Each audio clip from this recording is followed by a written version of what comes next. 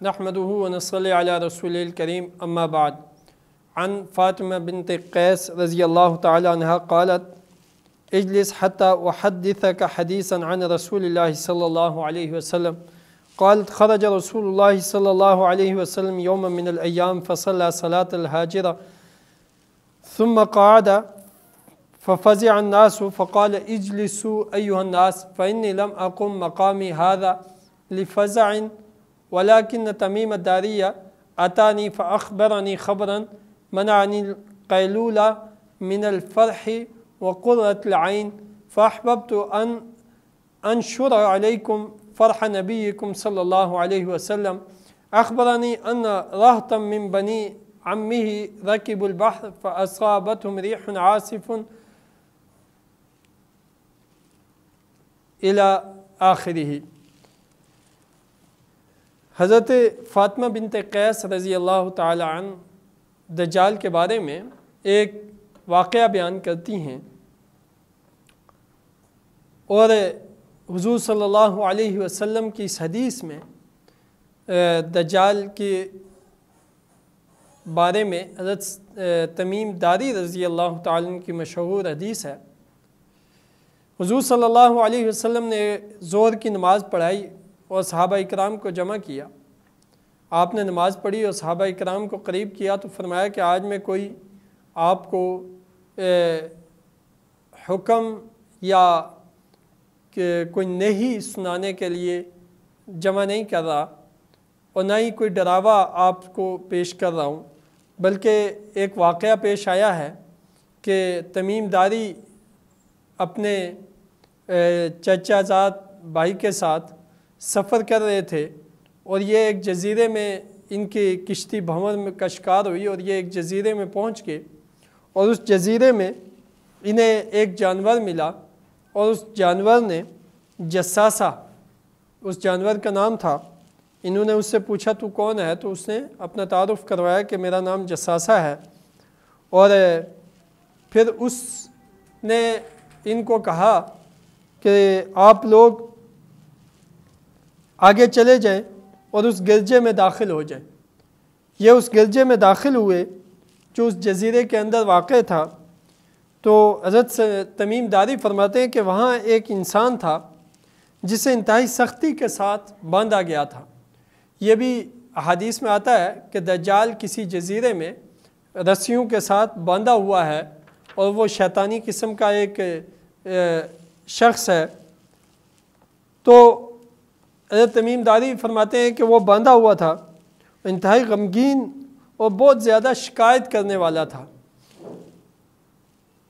انہوں نے اسے ملاقات کی اور اس نے پوچھا کہ تم کون ہو؟ انہوں نے کہا ہم عرب لوگ ہیں. اس نے پوچھا اہل عرب کا کیا بنا؟ کیا ان کا نبی آیا ظاہر ہوا یا نہیں؟ تو انہوں نے کہا کہ ہاں حضور صلی اللہ علیہ وسلم جو اللہ کے آخری نبی ہیں وہ ظاہر ہو چکے. تو اس نے پوچھا کہ کیا عربوں پر انہوں نے غلبہ حاصل کر لیا؟ کہا عربوں نے ان کے ساتھ دشمنی کی، بالآخر عربوں پہ انہوں نے دسترس حاصل کر لی ہے اور اللہ تعالیٰ نے ان کو غالب کر دیا ہے. پھر اس نے پوچھا کہ اب عرب کا ایک خدا، ایک دین اور ایک کلمہ ہے؟ تو انہوں نے کہا کہ ہاں ایک کلمہ ہے، ایک دین ہے، ایک خدا ہے. اس نے پوچھا کہ بتاؤ زغر کا چشمہ کیا بہہ رہا ہے؟ تو انہوں نے کہا کہ زغر کے چشمے سے لوگ پانی بھی پی رہے ہیں اور اپنے کھیتوں کو بھی سیراب کر رہے ہیں. اس نے پوچھا کہ عمان اور بیسان کے درمیان کے باغ کی کیا پوزیشن ہے؟ تو انہوں نے بتایا کہ اب وہ پھل دیتا ہے اور اب وہ سر و سبز و شاداب باغ بن چکے ہیں. پھر اس نے پوچھا کہ بتاؤ بحیرہ تبریہ کا کیا بنا؟ تو ان حضرات نے کہا کہ وہ پانی سے بھرا ہوا ہے.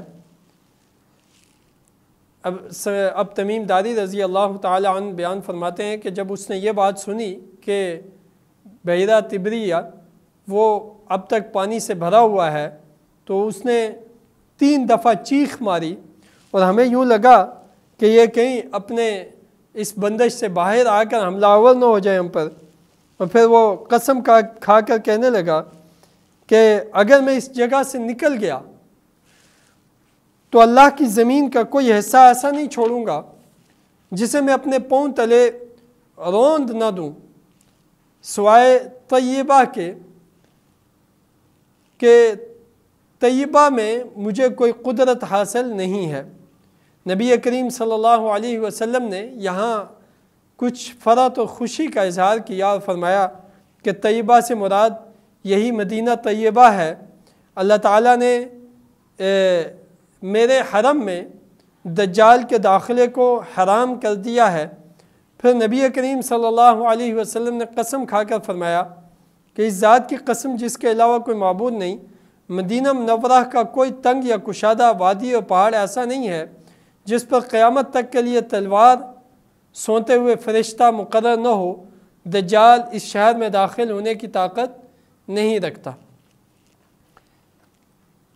یہ ان احادیث کا تسلسل ہے کہ جو حضور صلی اللہ علیہ وسلم نے اپنی امت کو دجال کے فتنے کے بارے میں آگاہ کیا اور اس کی مختلف طریقوں سے اس کی وضاحت فرمائی، اس کے فتنے کی وضاحت فرمائی اور اس کے عزائم اور ارادوں کی وضاحت فرمائی اور اس کے اہداف اور مقاصد کی وضاحت فرمائی تاکہ امت مسلمہ دجال کے فتنے کا شکار نہ ہو۔ یہ جو چند ایک سوالات ہیں جو حضرت تمیم داری رضی اللہ تعالی عنہ، جو کہ اس وقت عیسائی تھے، ابھی مسلمان نہیں ہوئے تھے، یہ واقعہ پیش آیا تو اس واقعے کے بعد انہوں نے آ کر حضور صلی اللہ علیہ وسلم کے ہاتھ پر اسلام قبول کیا اور اپنے مسلمان ہونے کی وجہ بیان کی کہ یہ ثبوت تھے جن سے مجھے آپ صلی اللہ علیہ وسلم کے نبی ہونے کے بارے میں معلوم ہوا۔ اور چونکہ دجال کے بارے میں تصور حضرت عیسیٰ علیہ السلام کے ذریعے بھی دیا گیا تھا ان کی امت کو، اور اس سے قبل کے انبیاء اکرام علیہ السلام بھی اپنی امتوں کو دجال کے بارے میں شعور دیتے رہے کہ وہ ایک بڑا فتنہ ہے جو تمام فتنوں کا امام ہے۔ اور دنیا میں گزشتہ حدیث میں جو حضرت حذیفہ ابن یمان کی ہم نے روایت کی تھی کہ مسند احمد ابن حنبل میں مذکور ہے، اور یہ حدیث جسے ہم حضرت فاطمہ بنت قیس رضی اللہ تعالی عنہا کی نسبت سے آپ سے ذکر کر رہے ہیں، یہ بھی مسند احمد ابن حنبل میں امام احمد ابن حنبل اس روایت کو نقل کرتے ہیں، اور اس کو باقی بھی کئی راویوں نے روایت کیا ہے۔ سیدہ عائشہ صدیقہ رضی اللہ تعالی عنہا سے بھی یہ روایت ہے۔ دجال سے پہلے جو نشانیاں ظاہر ہوں گی اور قیامت کی نشانیوں میں سے جو ہے ان میں سے ایک تو حضور صلی اللہ علیہ وسلم کی ختم نبوت ہے اور آپ صلی اللہ علیہ وسلم کا دنیا سے پردہ فرمانا ہے۔